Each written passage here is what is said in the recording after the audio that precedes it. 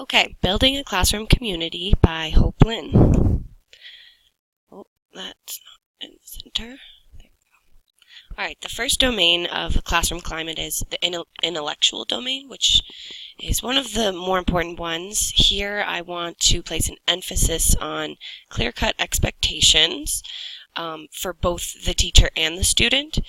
Appropriate curriculum. Obviously, you're not going to be teaching a third grader high school algebra. Using formative assessments and feedback.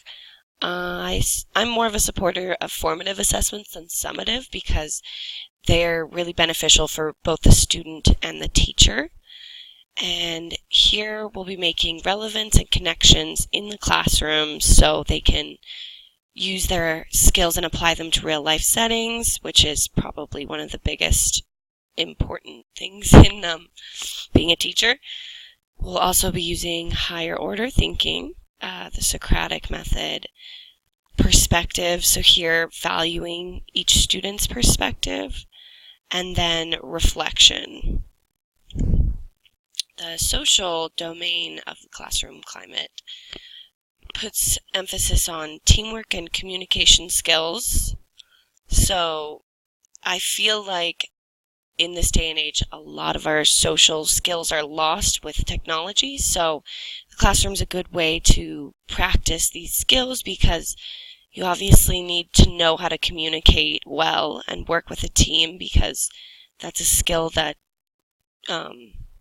you're going to need for the rest of your life. Also, collaboration's a big one, being able to work with other people, valuing relationships and growing. And here the teacher will be modeling good behavior. In the emotional domain, here it's important to value every student, and addressing biases and stereotypes is a huge thing for me. I really liked multicultural ed. That was a really eye-opening experience for me, and I think bringing that to every classroom is super important. Also, I'll be addressing vicarious learning and just showing students that mistakes are a good thing and valuing their mistakes and growth. Also, it's going to be a safe zone, so each student feels comfortable speaking out and, and also establishing a sense of identity, super important. The physical environment for the classroom will obviously be comfortable and safe access to materials with little distractions, hopefully. I think it's a learning process, obviously, like when you first get out in the workforce. You'll just kind of learn as you go and change up your style and how you want things to be set up. So the desk arrangement, I think the pod style is really beneficial for learning. So having teams of 4 or 5 together, and so they're communicating and working together.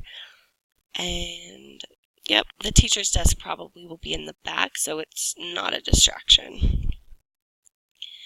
And let's see, move this.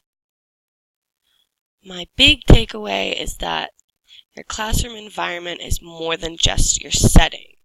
It contains an emotional aspect, intellectual, physical, and social. And I think that we forget about a lot of these and just think of classroom management as your physical aspect, but we also need to incorporate all 4 of these.